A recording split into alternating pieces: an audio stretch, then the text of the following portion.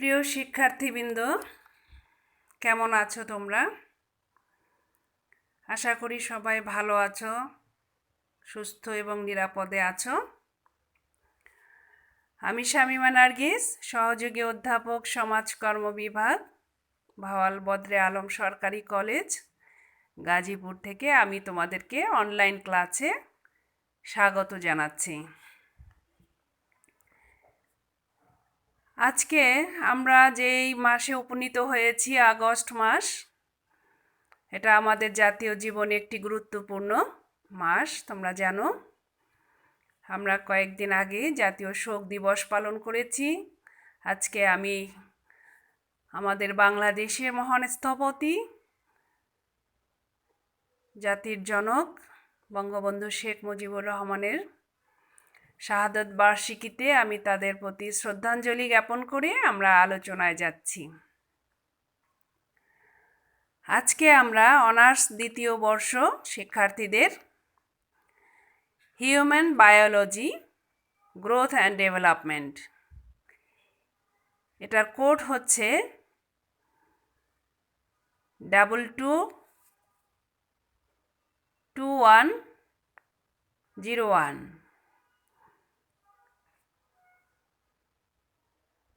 মানবীয় জীববিদ্যা, বৃদ্ধি এবং বিকাশ। এই কোর্সটি ইতিপূর্বেই তোমরা বেশ কয়েকটি চ্যাপ্টার ক্লাসে আমরা শেষ করেছিলাম। আজকে আমি তোমাদের চতুর্থ অধ্যায় নিয়ে আলোচনা করব। এই অধ্যায়টি হচ্ছে বিভিন্ন ধরনের রোগ, প্রজনন এবং বংশগতি সংক্রান্ত। তোমরা এই বিষয়টা প্রথম থেকেই কিছুটা পড়ে এসছো, যে বৃদ্ধি এবং বিকাশ মানব জীবনে কিভাবে ঘটছে। তারপরে হচ্ছে আমাদের এই মানবীয় যে বৃদ্ধি, এটা কোন প্রক্রিয়ায় ঘটছে, এর জন্য বংশগতি এবং পরিবেশের প্রভাব রয়েছে, সেখানে আচরণের কিছু জৈবিক ভিত্তি রয়েছে, ইত্যাদি বিষয়গুলো আমরা ইতিমধ্যেই জেনেছি। এখন আমরা দেখব যে আমাদের এই জীবন প্রক্রিয়ায় প্রজনন এবং বংশগতির প্রভাবের পাশাপাশি সেখানে কিছু ডিসঅর্ডার বা কিছু ডিজিজ রয়েছে। সেই বিষয়গুলো আজকে আমরা আলোচনায় নিয়ে আসব। তোমরা জানো যে আমাদের এই পৃথিবীতে যত মানুষ রয়েছে, বসবাস করছে, প্রত্যেকেরই সবার মধ্যেই নানা রকম, তোমরা জানো যে রোগ, সেটা মৃদু হোক বা তীব্র হোক, কোনো না কোনো জীবাণু বিদ্যমান রয়েছে। পাশাপাশি রয়েছে আবার এগুলোর চিকিৎসা ব্যবস্থাও। তবে যদি আমরা সতর্ক হই, সচেতন হই, তাহলে এই রোগগুলোকে অনেকটা আমরা নিয়ন্ত্রণে রাখতে পারি। তবে উন্নত দেশের তুলনায় উন্নয়নশীল দেশগুলোতে আমরা দেখি যে এই রোগের প্রভাবটা অনেক বেশি। এর কারণ হচ্ছে উন্নয়নশীল দেশগুলোর মানুষ ততটা সচেতন নয়, অনেকটাই অজ্ঞ এবং অসতর্কতার কারণে তারা এই রোগের শিকার হয়ে থাকে। আমরা আজকে সেরকম কিছু মানসিক রোগ নিয়ে তোমাদের এখানে আলোচনা করব এবং কিছু বংশগত রোগও রয়েছে, সেগুলো নিয়ে আলোচনা করছি। তো এখানে আমরা আজকে কিছু জেনেটিক ডিসঅর্ডার নিয়ে কথা বলি।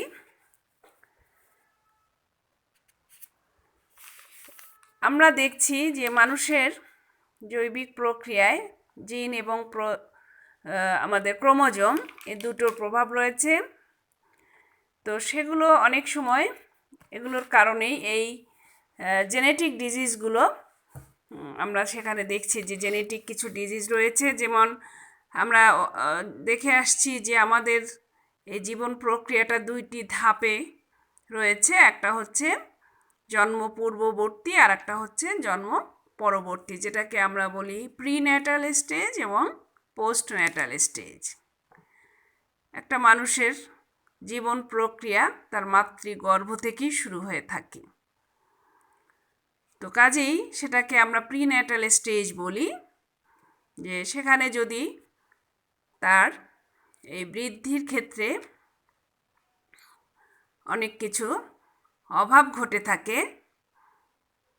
তোমরা জানো যে একটা মাতৃগর্ভের শিশু মায়ের শরীর থেকেই সে খাবার গ্রহণ করে থাকে। কাজেই যদি তার সেই খাবার সেগুলোর যদি কোনো রকম ঘাটতি ঘটে, পাশাপাশি একজন মায়ের কিছু মানসিক প্রভাবও একটা শিশুর উপরে পড়ে থাকে। কাজেই তো শিশুর সেই জন্ম প্রক্রিয়ার ক্ষেত্রে আমরা দেখি যে মাতৃগর্ভকালীন সময়েও এবং সে জন্ম নেয়ার পরবর্তী সময়েও একটা শিশুর উপরে বিভিন্ন রোগের প্রভাব ঘটতে পারে। তো এখন আমরা কিছু জেনেটিক ডিজিজ দেখি। বর্তমানে বা এই আধুনিক বিশ্বে আমরা এসে একটা বিষয়ের সাথে সবাই পরিচিত হচ্ছি, সেটা হচ্ছে অটিজম। যদিও এই রোগটির এখনো স্পেসিফিক কোনো কারণ বিজ্ঞানীরা বলতে পারছেন না, তারপরেও আমরা লক্ষ্য করছি যে যেন এটার প্রভাব ধীরে ধীরে বেড়েই চলেছে। তো সেরকম আরও কিছু জেনেটিক ডিজিজ রয়েছে, যেমন ক্যান্সার একটি রোগ, এখানেও জিনের প্রভাব রয়েছে। এছাড়া রয়েছে কিছু স্কিনের ডিজিজ বা ত্বকের রোগ রয়েছে বিভিন্ন ধরনের ক্যান্সার ইদানিং তোমরা লক্ষ্য করছো, কোলন ক্যান্সার, তারপরে ব্রেস্ট ক্যান্সার, এগুলো রয়েছে। তাছাড়াও রয়েছে কিছু ডাউন সিনড্রোম ইত্যাদি। আমরা এই যে ডিসঅর্ডার বা ডিজিজগুলো দেখছি, এগুলো আমরা এই জেনেটিক বা বংশগতির প্রভাব বলে জেনেছি। তো এখানে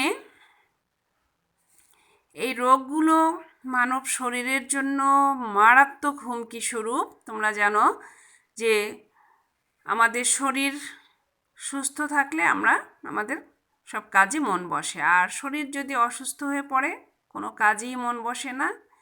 আমাদের প্রাত্যহিক জীবনে, সামাজিক জীবনে এর একটা বিরাট প্রভাব পড়ে। আমাদের কাজের গতি, আমাদের বৃদ্ধি, বিকাশ সব কিছুতেই এর একটা নেতিবাচক প্রভাব পড়ে। তো এখানে আমরা দেখি যে এছাড়াও আরও যেমন রয়েছে, যে অটিজমের কথা আমি বললাম, যে অটিজমটা হচ্ছে একটি শিশুর তার শারীরিক এবং মানসিক বিকাশটাই এখানে বেশি দেখা যাচ্ছে। কোনো শিশু শারীরিকভাবে সুস্থ আছে কিন্তু সে মানসিকভাবে পিছিয়ে আছে। দেখতে মনে হচ্ছে সে বেশ উচ্চতায়, তার ওজন সব কিছুই তার বেড়ে যাচ্ছে, কিন্তু সে গুছিয়ে সব কিছু করতে পারছে না, তার কমিউনিকেশন ডেভেলপমেন্ট হচ্ছে না, সে অন্যের সাথে তার ভাবের আদান প্রদান ঘটাতে পারছে না। তো এই ধরনের জটিলতাকে আমরা বলছি অটিজম। তো যদি আমরা এদেরকে খুব সুন্দর করে এগুলোকে ধীরে ধীরে, এটা এক ধরনের মানে তার বুদ্ধির অপ্রতুলতা থাকে এখানে। কাজেই সেটা যদি আমরা ধীরে ধীরে সেখানে তাকে বিভিন্ন প্র্যাকটিসের মাধ্যমে, ছোটোখাটো প্রশিক্ষণের মাধ্যমে ধীরে ধীরে আমরা তাকে এই বিষয়গুলো শেখাতে পারি, তাহলে সে অনেকটাই কাটিয়ে উঠতে পারে। তো আরেকটি রোগ রয়েছে, যেমন HIV বা যেটাকে আমরা বলছি এইডস। তোমরা জানো এটাও একটা মরণ ব্যাধি। এটা সারা বিশ্বে এখন বেড়েই চলেছে। 1980-র দশকে এটা প্রথম সার্চ আউট হয়, পরে ধীরে ধীরে আমরা এটাকে দেখছি যে সারা বিশ্বে ছড়িয়ে পড়ছে এবং এর রোগীর সংখ্যাও একেবারে কম নয়। তো এখানে আমরা দেখি যে এটাও হচ্ছে মানুষের একটা অনিয়ন্ত্রিত জীবন। তারপরে আমরা যেই রক্ত শরীরে নেই বা দেই, এটাও যদি কোনো সুরক্ষিতভাবে না নেওয়া হয়, তারপরে আমাদের জিহ্বা যে লালা রয়েছে সেগুলো দিয়েও এটা অন্য মানুষের মধ্যে ছড়াতে পারে। তো এই বিষয়গুলো যদি আমরা প্রতিরোধ করতে পারি, আমরা যদি জানি বা সবাই সচেতন থাকি, তাহলেও এটাকে কমিয়ে আনা সম্ভব। এছাড়া রয়েছে হেপাটাইটিস। হেপাটাইটিস অনেক ধরনের রয়েছে, এটাও বংশগতির থেকে আসে। এটা অনেক ধরনের রয়েছে, এটাও মরণ ব্যাধি। তো আমরা বিজ্ঞানীরা আবিষ্কার করেছেন যে এটা 90% বংশগতির মাধ্যমেই পরস্পরের মধ্যে চলে আসে। যদি পিতামাতার শরীরে হেপাটাইটিসের কোনো ভাইরাস থাকে, তাহলে তাদের যে সন্তান ভূমিষ্ঠ হবে দেখা যাচ্ছে তার মধ্যেও ওই ভাইরাসটি চলে আসে। তো সেই জন্য আমরা দেখছি যে বংশগতি একটা বেশ বিরাট ভূমিকা পালন করছে মানুষের জীবনে। যদি বাবা বা মা কারোর শরীরেই যদি এই ধরনের ভাইরাস থাকে, তাহলে সেটি সন্তানের শরীরেও আসতে পারে। তারপরে হচ্ছে যক্ষ্মা বা টিবি। তোমরা টিবি রোগটার নাম শুনেছ। আমরা সাধারণ কথায় বলা হয় যে যার হয় যক্ষ্মা তার নেই রক্ষা। আসলে এই কথাটির কোনো ভিত্তি নেই। বর্তমানে এটার বিভিন্ন মেডিকেশন আছে, বের হয়েছে, যেটার ট্রিটমেন্ট নিলে মানুষ ভালো হয়ে যাচ্ছে। সে এক সময় হয়তো এটার যখন ঔষধ আবিষ্কৃত হয়নি, তখন এ ধরনের একটা ভিত্তিহীন ধারণা আমাদের মধ্যে ছিল। এখন এটা অনেকটাই মানুষ এই ধারণার থেকে বের হয়ে আসছে একটু লং টার্মে, এবং কতগুলো তাকে যে মেডিসিনটা সে নিয়ে থাকে সেটা একটু লং টার্মে এবং কোনো বিরতি ছাড়াই যদি সে সেটা গ্রহণ করে থাকে, তাহলেই সে এই রোগ থেকে মুক্তি পাচ্ছে। তারপরে আছে অ্যাজমা বা হাঁপানি। এটাও আমরা দেখছি যে জন্মগত একটি রোগ। যদি কারো বাবা মা বা বংশের কারো শরীরে এটা থাকে, তাহলেও অনেক সময় তার সন্তানের, অনেক সময় কারোর অল্প বয়সে ধরা পড়ে না, কিন্তু একটু বয়স যত তার বেড়ে যাচ্ছে তখন তাদের শরীরে এই রোগটি আবির্ভাব দেখা যায়। হাঁপানির ফলে হয় কি, শ্বাস প্রশ্বাসের সমস্যা হয়। তবে এখন এই রোগেরও বিভিন্ন চিকিৎসা বের হয়েছে। কুষ্ঠ রোগ, এখানেও তোমরা দেখছো যে আগে আমরা কুষ্ঠ রোগীদেরকে একটু সমাজে নেতিবাচক দৃষ্টিতে দেখা হতো, এমনও একটা ছিল, সাধারণ একটা ধারণা ছিল যে কুষ্ঠ রোগীকে সমাজের বাইরে, এমনকি এক ঘরে করে রাখা হতো। কিন্তু এখন সেই ধারণা পাল্টে গিয়েছে। এটাতে মানুষের শরীরে ঘা দেখা যায় এবং এই ঘা সারা শরীরেই ছড়িয়ে পড়ে, ইনফেকশন হয়ে যায়। তো এই ধরনের রোগগুলো যদি আমরা সন্তান ভূমিষ্ঠ হওয়ার পরপরই বাবা মায়ের যদি থেকে থাকে, তাহলে সন্তান ভূমিষ্ঠ হওয়ার পরপরই যদি বিভিন্নভাবে তাদেরকে প্রতিরোধমূলক ব্যবস্থার আওতায় নিয়ে আসা যায়, তাহলে অনেকটাই নিয়ন্ত্রণ করা সম্ভব। এরপরে আজকে আমরা আলোচনায় নিয়ে আসি নিউরোসিস এবং সাইকোসিস, কিছু মনোরোগ। নিউরোসিস রোগটা হচ্ছে একটু মৃদু, মৃদু বলতে হালকা, বা এর প্রভাবটা অতটা জোরালো না। মানসিক রোগ বা মনোবিকৃতিও আমরা বলতে পারি। এই ধরনের রোগীরা অসুস্থ হলে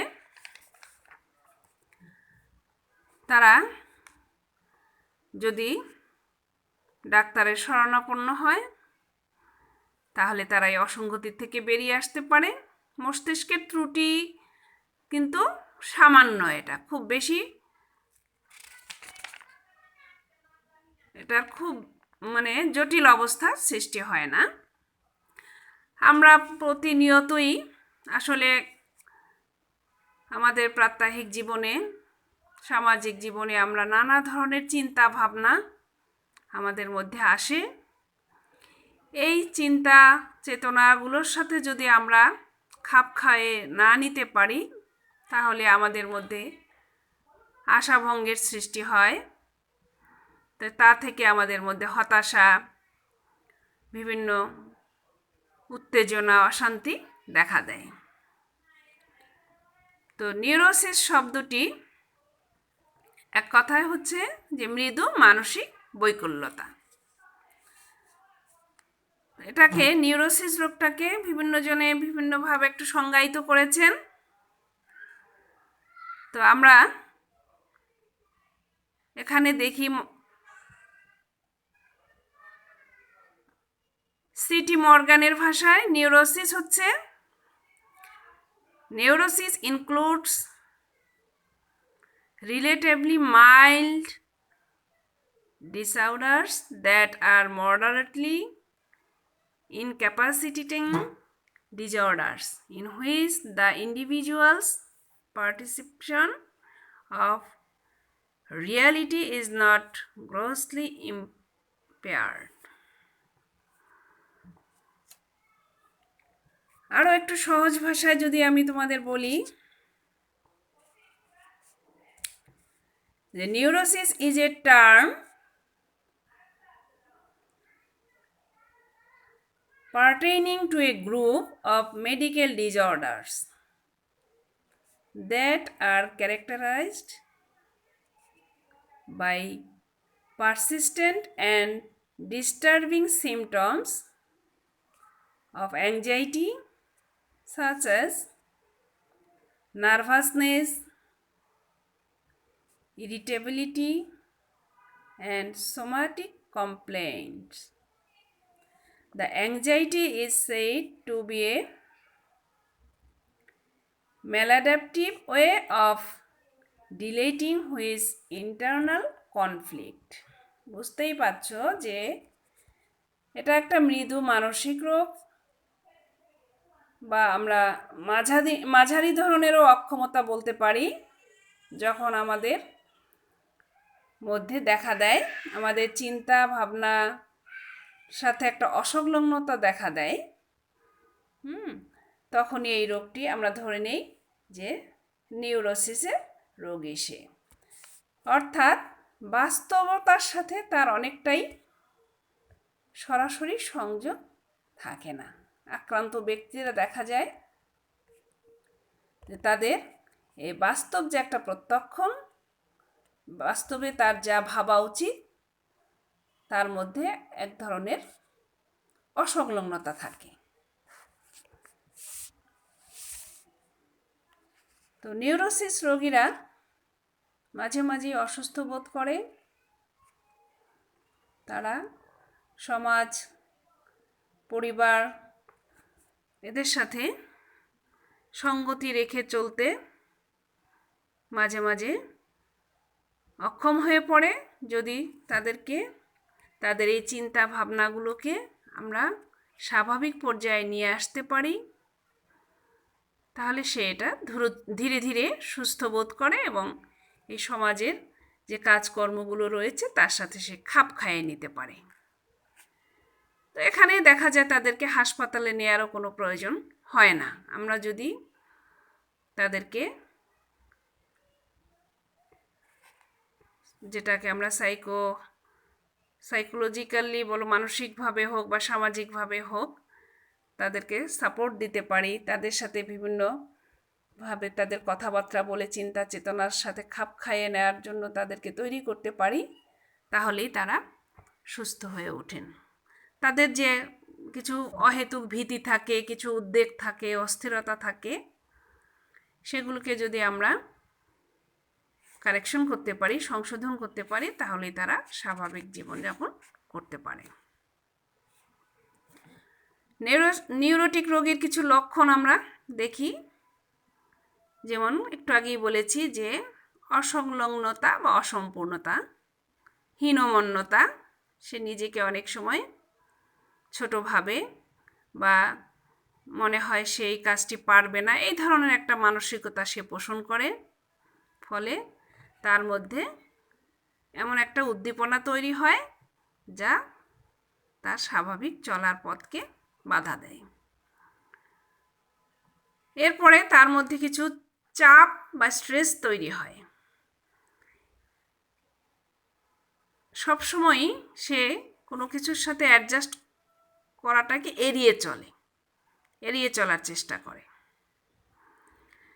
নিউরোসিস রোগীদের দেখা যায় তাদের মধ্যে দূরদর্শিতার অভাব থাকে, সুদূরপ্রসারী কোনো চিন্তা করতে পারে না। এছাড়াও নিউরোসিস রোগীরা সবসময় নিজেকে আনহ্যাপি মনে করে, তাদের মধ্যে মাঝে মাঝে উত্তেজনা এবং ক্রোধ বৃদ্ধি পায়, এদের মধ্যে হিংসাত্মক প্রবণতা থাকে, বাস্তব ধারণা থেকে তারা কিছুটা দূরে থাকে, ইত্যাদি ধরনের উপসর্গ আমরা তাদের মধ্যে দেখতে পাই। কি কি ধরনের নিউরোসিস রোগ রয়েছে? যেমন তাদের যে মধ্যে যে অ্যাংজাইটি কাজ করে, সেটা অনেক সময় উগ্র মেজাজে পরিণত হয়। এছাড়াও কিছু ফোবিয়া বা ফোবিক রিয়াকশন থাকে, অহেতুক বা অমূলক ভীতি থাকে। যেমন আমরা দেখি অনেকেই অন্ধকারকে ভয় পায়, অহেতুক ভীতি এগুলো। কেউ কোনো হিংস্র প্রাণীকে অহেতুক ভয় পায়, কেউ উচ্চ স্থানে উঠলে সে নিচের দিকে তাকাতে ভয় পায়, ইত্যাদি ধরনের অহেতুক বা অমূলক কিছু ভীতি তার মধ্যে থাকে। বিমর্ষতা বা আমরা যেটাকে বলি ডিপ্রেসিভ রিয়াকশন থাকে তার মধ্যে, অবসাদগ্রস্ততা থাকে, কিছু কিছু কাজ বা প্রতিক্রিয়া তারা করতে বাধ্য থাকে, তারা করতেই চায় সবসময়, তার মধ্যে এ ধরনের একটা টেন্ডেন্সি থাকে যে সে করতেই ব্যস্ত হয়ে পড়ে। তো আমরা এই বিভিন্ন ধরনের নিউরোসিস রোগগুলো দেখলাম। এর আবার কিছু লক্ষণও আছে। সেই লক্ষণগুলো তোমরা যেটা বললাম যে তার মেজাজ উগ্র থাকে, মেজাজটা সবসময় উগ্র থাকে, বা কিছু কাজটা সে করার জন্য ব্যতিব্যস্ত থাকে, যে সেটা করতেই চায়। আবার কখনো কখনো সে অবসাদ, তার শারীরিকভাবে তার মধ্যে শারীরিক এবং মানসিক দুর্বলতা দেখা যায়। তার দৈহিক যে আচার আচরণগুলো সেগুলো দেখা যায় একটু অসংলগ্ন থাকে, অঙ্গ সঞ্চালন মানে হাত পা ছোড়াছুড়ি, অনেক সময় বিকট মানে শব্দ করে উচ্চারণ করে। হ্যাঁ, এছাড়াও দেখা যায় যে সে তার যা করা উচিত কিন্তু সে তা করছে না, তার ইচ্ছার বিরুদ্ধে করছে। এই ধরনের লক্ষণ আমরা তাদের মধ্যে দেখে থাকি। এর কারণটা কি? আমরা দেখি যে এর কারণ কি, এই ধরনের প্রতিক্রিয়া করার কারণগুলো কি আমরা তা লক্ষ্য করি। অনেক সময় দেখা যায় যে যে তার মধ্যে এই যে উগ্র মেজাজ বা যে রিয়াকশনগুলো হয়, সেটার ফলে তার দৈহিক বা শারীরিক এবং মানসিক একটা পরিবর্তন আসে, চেঞ্জ আসে।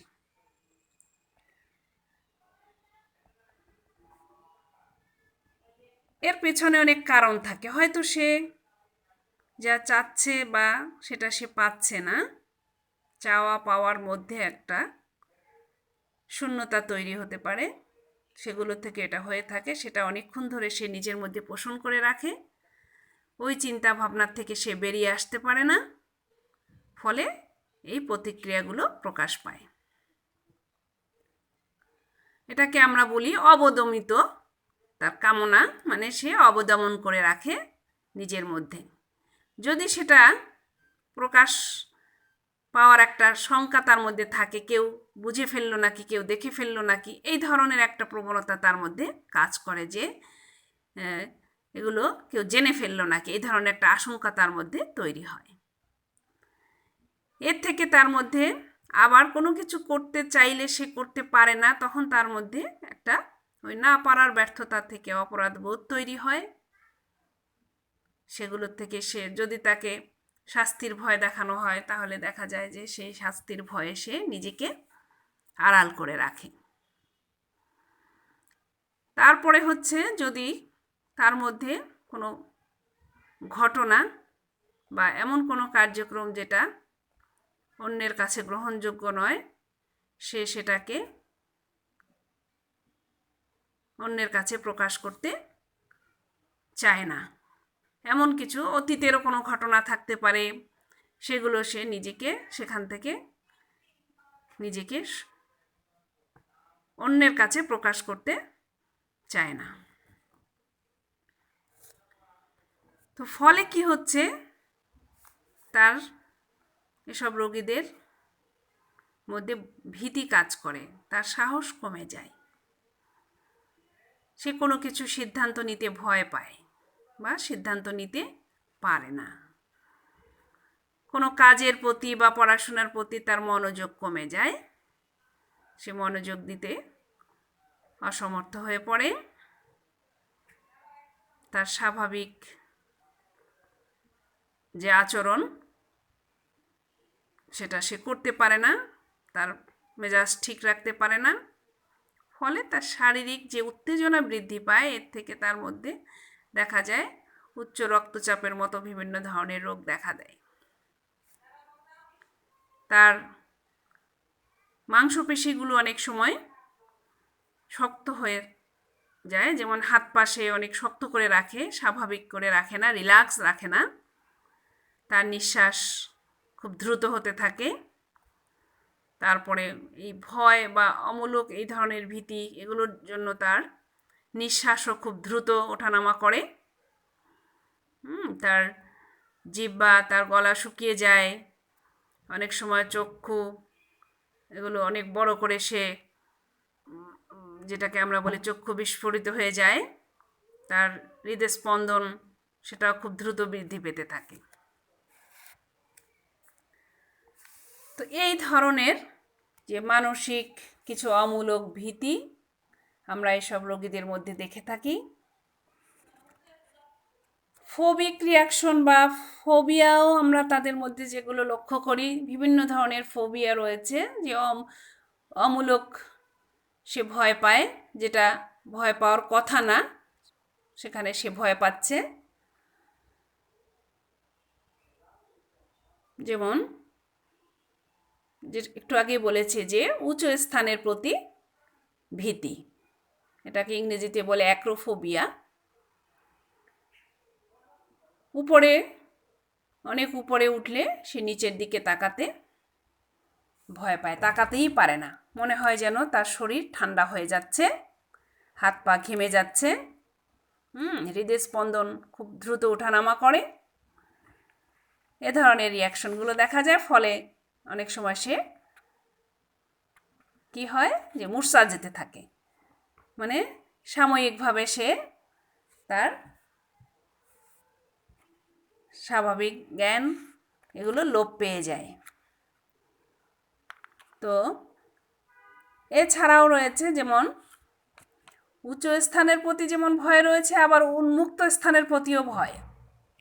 খুব খোলা জায়গায় সে নিজেকে একাকী ভাবে, ফলে তার মধ্যে একটা ভীতি কাজ করে।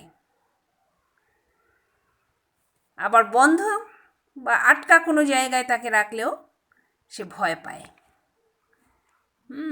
এছাড়া দেখা যায় অন্ধকারের প্রতিও একটা ভীতি তার তৈরি হয়, অন্ধকারে সে একা চলতে পারে না। এছাড়া রয়েছে যে রক্ত দেখে ভয় পাওয়া, কোনো কিছু যেমন গরু বা মুরগি জবাই করলে সে সেটা দেখতে পারে না, রক্ত দেখে ভয় পায়, অনেক সময় সে মূর্ছা যায়। একাকী থাকার ভয়, মনোফোবিয়া বলি আমরা, একাকিত্বের ভয়। একা থাকলে মনে করে যে কেউ তাকে জাপটে ধরবে, এই ধরনের অমূলক চিন্তা তার মধ্যে তৈরি। আবার বেশি মানুষের মধ্যে থাকলেও সে ভয় পায়, একা থাকলেও যেমন ভয় পায়, আবার ভিড়ের মধ্যেও সে ভয় পায়। কোনো জীবজন্তু জানোয়ার দেখে ভয় পাওয়া, যেমন জুফোবিয়া বলি আমরা, যে হিংস্র নয় প্রাণী, কিন্তু যেমন একটা তেলাপোকা, সে তো কখনোই হিংস্র না, একটা মানুষের কাছে কিছুই না, কিন্তু সেটার প্রতি তার ভয়, দেখে এমন জোরে চিৎকার দিবে যে সে ভয়েই শেষ হয়ে যায়। তো এই ধরনের অমূলক কিছু ভীতি আমরা লক্ষ্য করি। তো বুঝতেই পেরেছ যে এগুলো সব এই মৃদু মানসিক রোগ বা নিউরোসিস রোগের কিছু লক্ষণ আমরা দেখলাম। এখন এর মূল কারণগুলো কোথায় সেগুলো খুঁজে দেখার চেষ্টা করি, যে নিউরোসিস রোগের মূল কারণ কি। তবে আমরা এটুকু বলতে পারি যে এইসব রোগগুলো যদি আমরা ছোটোবেলা থেকেই এগুলোকে খুব বেশি প্রাধান্য না দিয়ে তাকে মানসিকভাবে এগুলোর সাথে মানসিক একটা প্রস্তুতি বা তাকে এই বিষয়গুলো সম্পর্কে ধারণা দিয়ে এর সাথে তাকে খাপ খাইয়ে নিতে পারে, তাহলে কিন্তু সে এখান থেকে বেরিয়ে আসতে পারে। তো এখানে আমরা মূল কারণের মধ্যে দেখি যে শৈশবে তার যে বিকাশটা ঘটে, যে ডেভেলপমেন্টাল যে প্যাটার্নটা রয়েছে শৈশবে, সেটা একটা মূল কারণ। শৈশবে আমরা তাকে একটু আগে বলেছি যে তার যখন গ্রোথটা হতে থাকে, সাথে সাথে আমরা তার বয়স উপযোগী বিভিন্ন বিষয়ের সাথে আমরা তাকে সমন্বয় বা সামঞ্জস্য বিধানের চেষ্টা করব। যেমন একটা শিশু খেলনা দেখলে যে নিশ্চয়ই সে কখনো ভয় পায় না, খেলনার প্রতি তার উৎসাহ আগ্রহ, এটা তার একটা মানসিক, তার মন খুব ভালো থাকে। এটা যেমন আমরাও মনে করি যে একটা শিশু খেলনা পেলে খুশি হবে, এই ধারণাটা পোষণ করি। আবার পাশাপাশি যদি এই যে বলেছে যে তার চাইল্ডহুড যে প্যাটার্নটা, সেখানে যদি তাকে তার পরিবার থেকে শেখানো হয় বা পরিবার তাকে যদি এই সাপোর্টটা না দেয়, যেমন এই যে ছোট একটা তেলাপোকার মতো প্রাণী, সেটাকে যদি আমরাই নিজেরা ভয় পাই, তাহলে তার মধ্যেও সেই ধারণাটা জন্মাবে যে তেলাপোকা দেখলেই ভয় পাওয়া। বা অন্ধকারে যেও না, আমরা যদি বলি অন্ধকারে সে আছে বা থাকছে বা অনেক মানুষের মধ্যে আছে বা একা থাকছে, এখন আমরাই যদি তাকে এভাবে বলতে থাকি,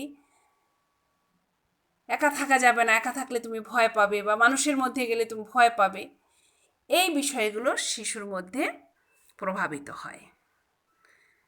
তো কাজেই আমরা দেখছি যে ডেভেলপমেন্টাল প্যাটার্নটা তার চাইল্ডহুডের, সেটার প্রতি আমাদের অনেক বেশি গুরুত্ব দিতে হবে। সেখানে এই বিষয়গুলোর সাথে আমাদেরকে খুব বেশি বাচ্চাকে পরিচিত করে তাকে স্বাভাবিক রাখতে হবে। তারপরে আছে যে কালচারাল কিছু ফ্যাক্টর আছে। একটু আগেই বললাম যে সাংস্কৃতিক কিছু ফ্যাক্টর থাকে, যেটা একটা পরিবারে যদি তারা সেটা ক্যারি করতে থাকে তাহলে দেখা যায় সেটা শিশুর মধ্যে প্রভাবিত হয়। তার কিছু ইন্টারনাল কিছু সোর্সও রয়েছে। সেটা হচ্ছে যে একটা শিশু যদি জন্মগ্রহণ করার সময় কিছু ত্রুটি নিয়ে সে জন্ম নেয়, তাহলে সেটাও তার এই বিকাশ প্রক্রিয়ায় তাকে ব্যাহত করছে। ফলে শিশুর মধ্যে নানা ধরনের, যদি একটা শিশুর শারীরিক কোনো অঙ্গ প্রত্যঙ্গ যদি তার সেটা ত্রুটি থাকে, তাহলে আমরা পরিবার থেকেই তার প্রতি একটা নেতিবাচক ধারণা পোষণ করি, সমাজে তাকে একটু অন্যভাবে দেখা হয়। তখন সেই শিশুটা বুঝতে থাকে যে আমার এই ত্রুটির কারণে, শারীরিক ত্রুটির কারণে আমাকে সমাজে ছোট করে রাখা হয়। ফলে সেই শিশুর মধ্যে এই ইন্টারনাল, এই যে তার মধ্যে কিছু ভীতি কাজ করে, সে নিজেকে সবসময় অবদমন করে রাখে, তার মধ্যে হীনমন্যতা কাজ করে, বিভিন্ন সংকোচ কাজ করে, এটা একটা ব্যাপার। এগুলো হচ্ছে ইন্টারনাল। আর কিছু এক্সটার্নাল সোর্স থাকে বা বাহ্যিক উৎস থাকে, যেটা আগেই বলেছি যে আমরা তাকে বিভিন্ন বাহ্যিক উৎসের মধ্যে আবার এটাও হতে পারে যে কিছু ব্যাধিমূলক ধারণা বা কিছু পরিবারের অন্য সদস্যদের মধ্যে থাকতে পারে, সেটা আবার শিশুর মধ্যে চলে আসে। যেমন একটা শিশু, এটাকে আমরা বলি যে পূর্বগামী বা প্রিডিসপোজিং ফ্যাক্টরস, পূর্বগামী কারণ। সেটা হচ্ছে যে শরীরতত্ত্বমূলক বা জীবতত্ত্বমূলক কারণ। জন্মের সময় শিশু, একটু আগে বললাম যে শারীরিক কোনো নিয়ে সে জন্মগ্রহণ করেছে, তখন তার মধ্যে সেই নিউরোসিস সৃষ্টি হতে পারে। যেমন জন্মগত ত্রুটি, হয়তো জিন বা ক্রোমোজোমের কারণে হতে পারে। তোমরা জানো যে জিন এবং ক্রোমোজোম হচ্ছে মানব সৃষ্টির ধারক এবং বাহক। মানব শরীরে 23 জোড়া ক্রোমোজোম রয়েছে। এর মাধ্যমে ডিএনএ নামক রাসায়নিক উপাদান দিয়ে এগুলো তৈরি থাকে। ফলে কি হচ্ছে যে এগুলোরও যদি কোনো রকম ত্রুটি বিচ্যুতি থাকে, তাহলেও শিশুর মধ্যে সেটা চলে আসে এবং এটা আস্তে আস্তে মানুষ সামাজিকভাবেও তার প্রতি এক ধরনের আমাদের নেতিবাচক প্রবণতা তৈরি হয়। ফলে সেটা শিশু ক্যারি করে থাকে। এছাড়া রয়েছে তার শৈশবে থেকে যে তার যে বিকাশ, সেই বিকাশের ক্ষেত্রে দেখা যাচ্ছে আমরা বিভিন্ন ধরনের মানসিক বা শারীরিকভাবেও তাকে, অনেক শিশুকে আমরা শারীরিকভাবে নির্যাতন করি, আঘাত করি। এগুলো শিশুর মধ্যে একটা দেখা যাচ্ছে ভীতিকর অভিজ্ঞতা তৈরি হয় এবং শিশু সবসময় নিজেকে তার একটা অন্তর্দ্বন্দ্বে ভুগতে থাকে। ফলে তার মধ্যে নিউরোসিস রোগের সৃষ্টি হয়।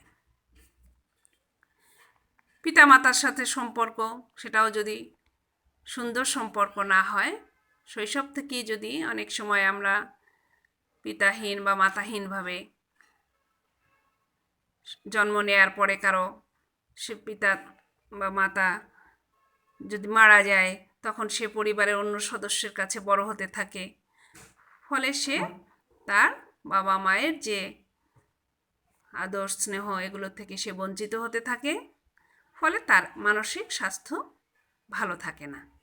অন্যের কাছে বড় হওয়া, এটা তার মধ্যে সবসময় একটা মানসিকতা কাজ করে এবং যা আস্তে আস্তে দীর্ঘদিন ব্যাপী তার মধ্যে পুঞ্জীবিত হতে থাকে এবং সে একটা অন্তর্দ্বন্দ্বে ভুগতে থাকে।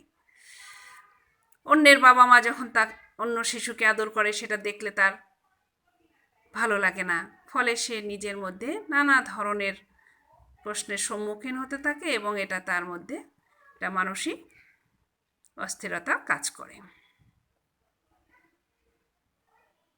এরকম নানা ধরনের আমরা দেখি একটা শিশুর কৈশোরকালীন সময়টা অনেক বেশি গুরুত্বপূর্ণ, যা এই ধরনের নিউরোসিস রোগগুলো তোমরা যার নাম শুনলা, এগুলো একটা শিশুর মধ্যে আমরা লক্ষ্য করে থাকি। ফলে কি হচ্ছে, একটা শিশুর যে পরিমাণ তার, যেটাকে আমরা বলি তার অহংসত্ত্বা, যা তার যেটা তৈরি হওয়ার কথা, বা তার ব্যক্তিত্ব, তার আচরণ, হ্যাঁ, যেগুলো তার গড়ে ওঠার কথা, সেগুলো স্বাভাবিকভাবে গড়ে ওঠে না। ফলে শিশু নানা চাপ বা স্ট্রেসে তার জীবনটাকে অতিবাহিত করে, ভবিষ্যতে যে সে নানা মরণ ব্যাধিরও শিকার হতে পারে। এই ক্ষেত্রে আমরা আসবো যে কি কি কৌশলগুলো আমরা নিলে তাদেরকে এই অবস্থা থেকে আমরা বের করে নিয়ে আসতে পারি। যেমন মানে চিকিৎসা পদ্ধতি যদি বলো, ট্রিটমেন্ট মেথড, যেমন একটি শিশুকে, যেমন এখানে আমরা আসি, যেমন জীবনচিত্র তৈরি। যেমন আমরা দেখছি যে নিউরোসিস রোগীদেরকে পরীক্ষা নিরীক্ষা করে দেখা গেছে যে যদি তাকে আমরা সুস্থ করতে চাই, তাহলে তাকে কোনো কোনো বিষয়ে আমরা যদি তাকে পরামর্শ বা কাউন্সিলিংয়ের আওতায় নিয়ে আসতে পারি, হ্যাঁ, পরামর্শ এবং চিকিৎসা, কাউন্সিলিং তোমরা জানো সমাজকর্মের একটি গুরুত্বপূর্ণ বিষয়।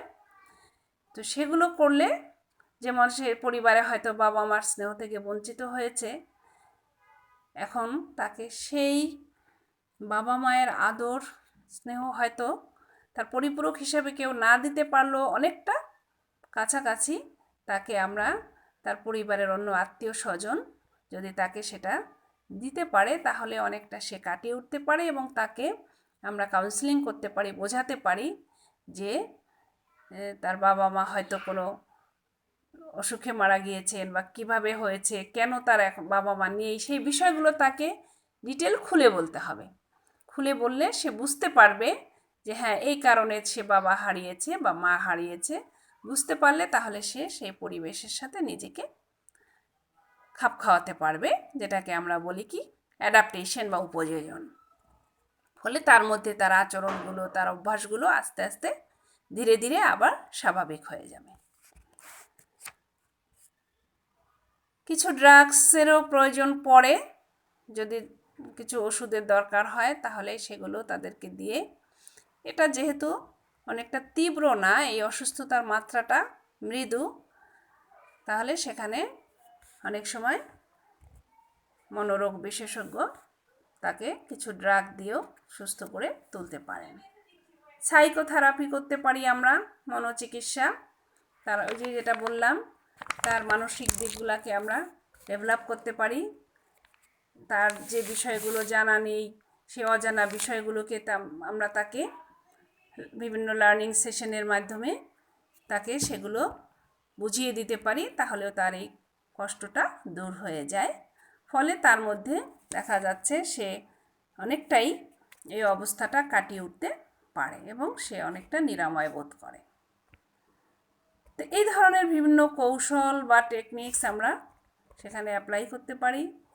অনেকটাই এসব রোগীদেরকে আমরা স্নেহ এবং ভালোবাসা দিয়ে, আদর দিয়ে তাকে, তার ব্যক্তিত্বকে আমরা ডেভেলপ করতে পারি, বিভিন্ন কাজে কর্মে উৎসাহ দিতে পারি, ভালো কাজে উৎসাহ দিতে পারি, প্রেরণা দিতে পারি, বিভিন্ন সামাজিক কাজগুলোর সাথে তাকে জড়িত করতে পারি। ফলে কি হচ্ছে, সে নিজেকে একজন স্বাভাবিক মানুষ হিসেবে তৈরি করতে সক্ষম হয়। অন্যান্য মানুষের মতো, অন্যান্য আরও 10 জন মানুষের মতো সে নিজেকেই সেভাবে স্বাভাবিক ভাববে এবং তার কাজকর্ম, দৈনন্দিন কাজকর্মগুলো সেভাবে সে স্বাভাবিক প্রক্রিয়ায় করতে পারবে। তো আজকে আমরা তোমাদের এই নিউরোসিস যে রোগ, এটা নিয়ে আলোচনা করলাম। আরও বিভিন্ন ধরনের রোগ আছে, কিন্তু নিউরোসিস হচ্ছে একটা মৃদু মানসিক রোগ, আমাদের জন্ম প্রক্রিয়ায় তোমরা শিখেছো যে আমাদের জন্ম প্রক্রিয়ায় যদি বিভিন্ন ধরনের জটিলতা থাকে বা আমাদের পরিবেশগত বিভিন্ন নেতিবাচক প্রভাব থাকে, বংশগত এবং পরিবেশ দুইটাই এখানে দায়ী, এর কারণেও এই ধরনের মৃদু মানসিক রোগগুলো হতে পারে। আবার আমরা যদি বিভিন্ন সেশনের মাধ্যমে, বিভিন্ন থেরাপির মাধ্যমে আমরা এই রোগগুলোকে আবার সংশোধন করে এটাকে নিয়ন্ত্রণ করতে পারি বা একজন মানুষ স্বাভাবিক জীবনযাপনেও ফিরে আসতে পারে। আশা করছি শিক্ষার্থীবৃন্দ তোমরা বুঝতে সক্ষম হয়েছ। তো অনেকেই হয়তো ভাববে যে এগুলো মানসিক রোগ, এগুলো এড়িয়ে চলার চেষ্টা করবে। আসলে না, এগুলো আমাদের সবারই জানার দরকার আছে, বা আমরা কেউ কেউ হয়তো প্রতিনিয়তই এ ধরনের ধারণা পোষণ করতে থাকি। বললাম যে ভীতিমূলক ধারণা, অহেতুক অমূলক কিছু ধারণা পোষণ করি। আশা করি তোমরা নিজেরাও এর থেকে উপকৃত হবে, আর অন্যের মধ্যেও যদি তোমরা এটা দেখো বা প্রকাশ ঘটে, তাহলে এখান থেকে তোমরা বিভিন্ন ধরনের অভিজ্ঞতা অর্জন করে সেগুলো তাদের মধ্যে অ্যাপ্লাই করতে পারো। আশা করি সবাই আমরা সুস্থ এবং একজন মানুষ সুস্থ এবং স্বাভাবিক জীবনযাপন করুক, এটাই আমাদের চাওয়া।